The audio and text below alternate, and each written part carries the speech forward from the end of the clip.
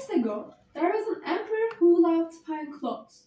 He had a different coat for every hour of the day. He loved to walk about and show off his fancy outfits.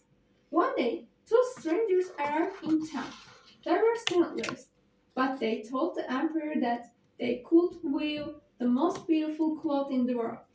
Not only beautiful, but magical, because only intelligent people could see it. Astonishing! I will have these men make a suit for me.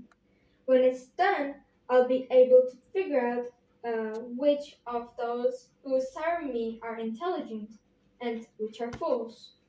The emperor gave the smugglers a purse filled with gold coins and told them to start weaving right away. The smugglers set up two looms and pretended to be weaving their wonderful clothes, but they had nothing at all on their looms. After a few days, the emperor grew curious. He decided to send his prime minister to have a look. He is very intelligent.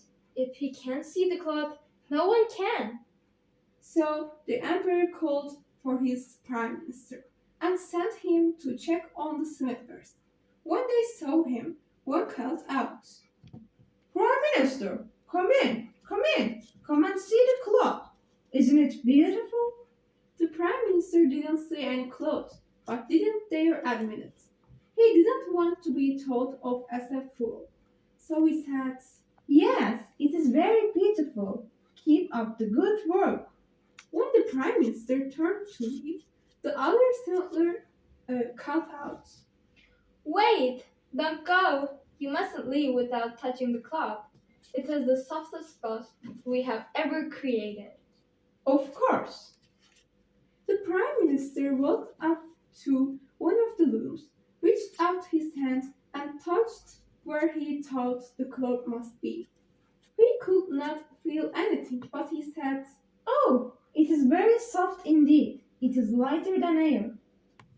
Thank you. We are making good progress, but we will need a little more money for thread and other materials. Of course. Here you go.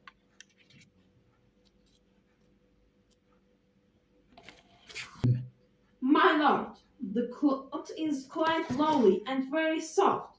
I'm sure you will like it. That's great news. I think I will go see for myself. when the emperor stepped into the room where the smugglers had set up the looms, he could see nothing on them. To himself he said, This is terrible. If the Prime Minister saw the cloth, it must be there. out of his head. It is magnificent. I have never seen clothes so lovely. Should we go ahead and make you a suit, your majesty? Yes, by all means. The two smugglers sat up late that night, pretending to work on the suit. Other noblemen came to inspect the clothes. They all pretended that they could see it. Soon, the whole town was talking about the emperor's new suit. At last, the suit was ready. The two smugglers brought the emperor his suit at daybreak. Here is the jacket. And here are the pants. What do you think of them? They are splendid. Slip your right leg in here, your majesty. That's it. Now your left leg. Good. Now I must tell you these pants are not like regular pants. The fabric is so light that it feels like you are wearing nothing at all.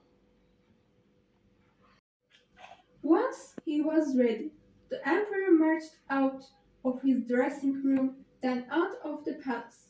He marched down the main street of town with soldiers and bodyguards surrounding him on all sides. The streets were lined with great crowds. How lovely the Emperor new clothes are. And how well they fit him. No one would admit that they couldn't see the clothes. The emperor marched through the crowd, bursting with pride, even though he seemed to be the only one who couldn't see the clothes. Suddenly, a child stepped out of the crowd and cried out. He hasn't got anything on. A hush fell over the crowd. After a few seconds, everyone began to whisper. The child is right. The emperor isn't wearing a thing. People began to giggle out loud. They cried out. He hasn't got anything on. The emperor, realizing he had been tricked, tried to march back to the palace as proudly as ever. Everyone could plainly see that he wasn't polishing head to toe. So, what is the moral of the story? Don't pretend to know something that you don't know.